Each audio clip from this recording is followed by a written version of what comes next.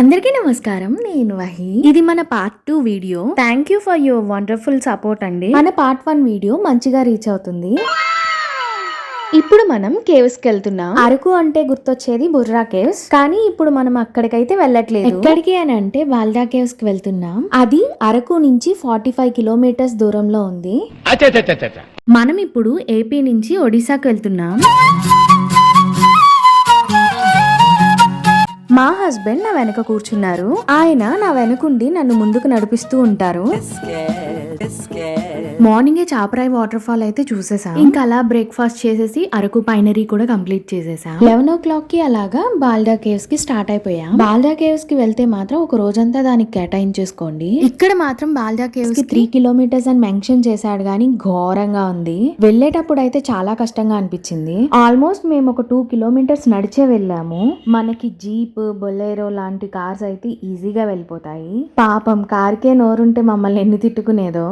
ఒకవైపే చూడు, రెండో వైపు చూడాలనుకోకు, తట్టుకోలేవు. మీరు ఇక్కడ ఒకటి గమనించారా? ప్రతి ఇంటి మీద నాచు ఉంది. ఇంచక్క వీళ్ళకి ప్రతిరోజు రైనీ డేనే. మాకు ఇక్కడ నుంచి నడిచి వెళ్ళడం అయితే స్టార్ట్ అయింది.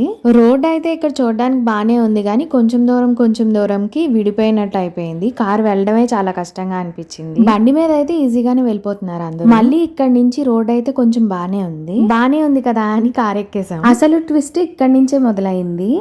ట్విస్ట్ ఏంటి అని అంటే, రోడ్ ఎడ్జ్ కొంచెం కిందకి దాటినా అదంతా లోయ అన్నమాట. మా భయం ఏంటి అని అంటే కార్ ఎలా టర్న్ అవుతుందో అని. కార్ ని ఇంకా అలా పక్కకు పెట్టేసి ఇంకా నడిచి వెళ్ళిపోయాం. నడిచి వెళ్ళేటప్పుడు కూడా చాలా జాగ్రత్తగా వెళ్లాల్సి వచ్చింది. మధ్యాహ్నం 2 o'clock అవుతుంది. 3 kilometers ఇలా పైకి వెళ్ళడానికి 1.5 hours పట్టింది. పైకి వెళ్ళడానికి ఎంట్రీ ఫీ 50 rupees చార్జ్ చేశారు. పైకి వెళ్ళడానికి వే అయితే కొంచెం బాలేదు, చూసుకుని వెళ్ళాలి. అందుకే కార్ ని కింద పెట్టేసి సేఫ్ గా పైకి నడుచుకుంటూ వెళ్ళిపోతున్నా. నేను ఇక్కడ ఇది చూసి దీనికోసమా 45 kilometers అలాగే 3 kilometers నడిచొచ్చింది అని అనుకున్నాను. కానీ పైకి వెళ్ళి చూస్తే నేనైతే మా ఫ్రెండ్స్ అందరికి చెప్తూనే ఉన్నాను, మన గొయ్యలు ఉంటాయేమో చూసుకుని అడిగేయండి, చూసి అడిగేయండి అని చెప్పి. ఎందుకనంటే నాకు సుభాషే గుర్తొచ్చాడు. ఈ కేవ్స్ కి మెయిన్ హైలైట్స్ ఇవే. కేవ్స్ పై నుంచి చిన్నగా వాటర్ డ్రాప్స్ పడుతున్నాయి. కేవ్స్ కదా, వాటర్ డ్రాప్స్ కామన్ అని అనుకోవచ్చు. ఇక్కడ ఇంకొక ట్విస్ట్ కూడా ఉంది. ఆ ట్విస్ట్ ఏంటో మీరు వీడియో స్కిప్ చేయకుండా చూడండి, మీకే అర్థమైపోతుంది. మనిదర్ ఉణర్ந்துకొళ్ళ ఇది మనిద కాదల్ అల్ల, అதையும் தாண்டி புனிதமானது. ట్విస్ట్ అని చెప్పి కమల్ హాసన్ గారిని ఇన్వాల్వ్ చేశాను ఏంటి అని అనుకుంటున్నారు. కేవ్స్ అనగానే గునా కేవ్స్ గుర్తొచ్చింది. అందుకే ఆయన ఒకసారి వచ్చేమన్నాను. లైన్లో ఉండు, నువ్వు లైన్లో ఉండు.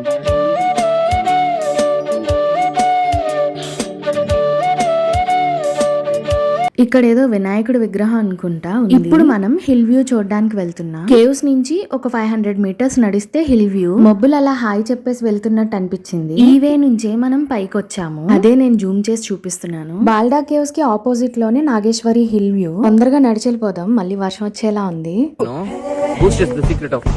ట్విస్ట్ అని చెప్పి వీడియోని అలా చూసేలా చేస్తున్నా కదా, అసలైన ట్విస్ట్ ఇదే. మనం ఇందాక చూసిన బాల్డా కేవ్స్ పైన ఈ చెరువు అసలు ఎంత బాగుంది అని అంటే నాకు 2 కళ్ళు సరిపోలేదేమో ఇది చూడడానికి అనిపించింది. కరెక్ట్ గా మేము వెళ్లేసరికి అందరూ కిందకి వెళ్ళిపోతున్నారు అన్నమాట. ఎలా ఉంది పైన, ఏముంది పైన అని వాళ్ళని అడిగితే, లేదు మేము చెప్పే కన్నా మీరు వెళ్ళి చూడండి చాలా బాగుంటుందని అన్నారు. వాళ్ళేంటంటే నైట్ అంతా ఇక్కడ స్టే చేశారంట. ఎర్లీ మార్నింగ్ సన్ రైజ్ చూసి అక్కడే కొంచెం కుక్ చేసుకుని తినేసి హ్యాపీగా ఎంజాయ్ చేసి వెళ్తున్నారు. వెదర్ కూడా చాలా బాగుంది. రివ్యూనే కదా ఏముంటుందిలే అని అనుకున్నాను, కానీ వేరే లెవెల్ అంతే. అక్కడ మనకు కనిపిస్తుంది నది పేరేంటో గుర్తులేదు.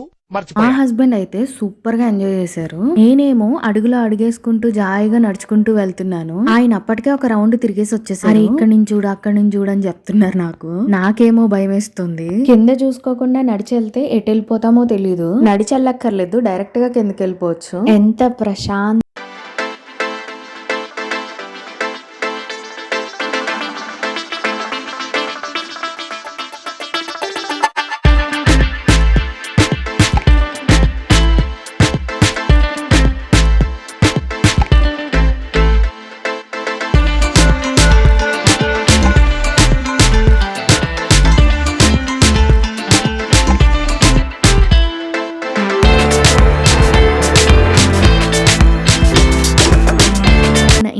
ఫ్లాగ్ ని చూస్తే ఆ ఆనందమే వేరు కదా. సరే, ఇంకా వాతావరణం అయితే మారిపోయింది, మనం తొందరగా కిందకి వెళ్ళిపోదాం. కార్ ఎలా తీస్తారో ఏంటో అని అనుకున్నాను. ఎందుకు అని అంటే రోడ్ ఎడ్జ్ దాటాము అని అనుకోండి, ఆ మట్టి అలా కిందకి పడిపోతుంది అన్నమాట. రోడ్ కన్స్ట్రక్షన్ స్టార్ట్ చేస్తారనుకుంటా. కొండని పగలగొట్టారు, వెళ్ళడానికి వే రెడీ చేస్తున్నారు. కింద ఎంట్రీ దగ్గర మనం అమౌంట్ పే చేసాం కదా, అతన్ని అయితే గట్టిగా అడగాలి రోడ్ ఏంటి ఇలా ఉంది. అప్పటికే అతన్ని నేను అడిగాను కార్ పైకి వెళ్ళిపోతుంది కదా అని. పాన్ తింటూ అని అన్నాడు కదా, వెళ్ళిపోతుందేమో అని నేను అనుకున్నాను. ఒక 1 కిలోమీటర్ వరకు రోడ్ అయితే బానే ఉంది. అమ్మయ్య, ఫైనలీ మన కార్ అయితే టర్న్ అయిపోయింది. పదండి వెళ్ళిపోదాం. ఈ అమ్మాయి చూడండి ఒక సైడ్ కే కూర్చుంది. అదేం బండో తెలుసా, టీవీఎస్ ఎక్సెల్. తర్వాత తెలిసింది ఎక్సెల్ అని చెప్పి చులకనగా చూడకూడదని. ఎంట్రీ దగ్గర ఉన్న అతన్ని రోడ్ ఏంటి ఇలా ఉంది అని అడిగేస్తా అని చెప్పాక కనిపించగానే రోడ్ ఏంటి అలా ఉంది, కనీసం కార్ వెళ్తుందో లేదో చెప్పు అని అడిగితే అని అన్నావు కదా అని అంటే నవ్వుతున్నాడు. ఏం అడిగినా అలాగే నవ్వుతున్నాడు. ఇంతకీ విషయం ఏమిటంటే అతనికి మన భాష అర్థం కావట్లేదు, మనకేమో ఒడియా రాదు. మేము కూడా ఒక చిన్న నవ్వు నవ్వి కిందకి వచ్చేసాం. మంచిగా వర్షం పడుతుంది, ఇలా మంచిగా పాటలు వింటూ అరకు వెళ్ళిపోదాం. నాకు ఇక్కడ టెంపుల్స్ చాలా బాగా నచ్చాయి. ఇంకా మనం ఒరిస్సాకి బాయ్ బాయ్ చెప్పేద్దాం.